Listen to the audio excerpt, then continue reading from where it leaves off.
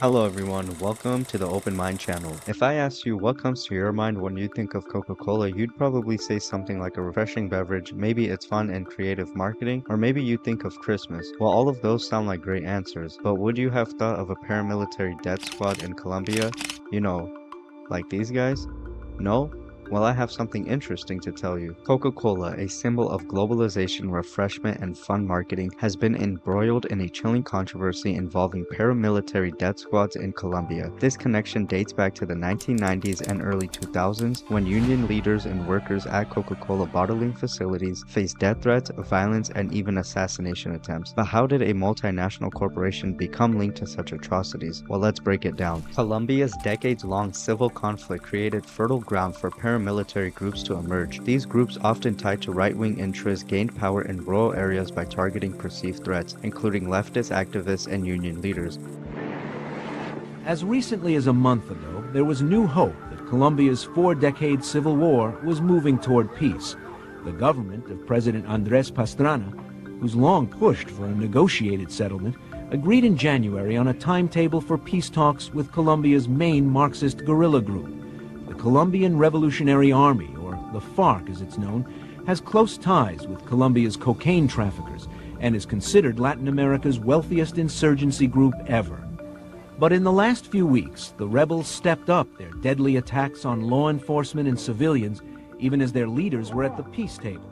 And last Wednesday, they were accused. Multinational corporations operating in Colombia found themselves navigating this violent environment. Unfortunately, some allegedly sought the protection of these paramilitary groups to support their business, eliminate conflict, and suppress labor rights. The allegations against Coca-Cola arose from its relationship with local bottling facilities operated by independent contractors. Workers at these facilities began organizing for better wages and working conditions under unions like Sinoltreno, National Union of Food Industry Workers. Union leaders claimed that paramilitary groups were often hired or allowed to act with impunity to intimidate and silence labor movement, labor workers, and labor organizers. Between 1996 and 2002, several Coca-Cola affiliated union leaders were murdered, including Isidro Sengando Gil, who was shot dead in Carepa. His assassination, along with others, led Sinoltreno to accuse Coca-Cola of being complicit with the murders, arguing that the big corporation turned a blind eye to the violence perpetuated by the terrorist groups.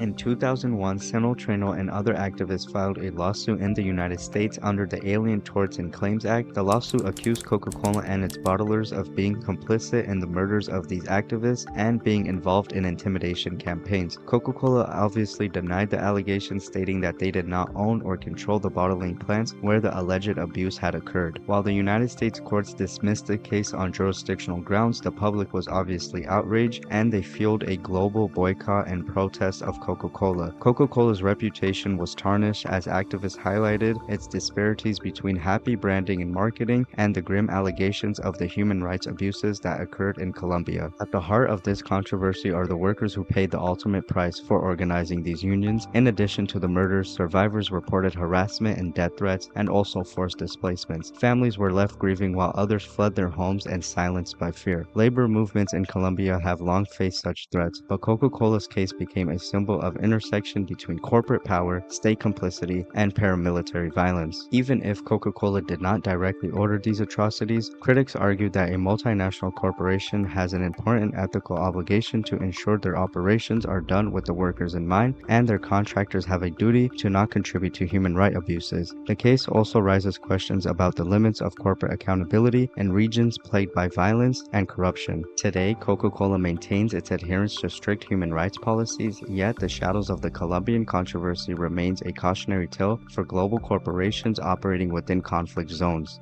The allegations of Coca-Cola's involvement with paramilitary death squads in Colombia serves as a stark reminder of the cost of unchecked corporate influence in a vital region. For the workers and families affected, justice remains elusive. For the rest of the world, this story challenges us to question the true price of our consumer culture here in the United States and all over the world. Coca-Cola's story in Colombia is more than just another scandal. It is about accountability and ethics and often unseen consequences of globalization and markets. Hello everyone, if you made it to the end of the video, I'd like to personally thank you. Make sure to like and subscribe. Also, share the video with a friend who's interested in topics like this. It really does help the channel a lot. And yeah, that's it.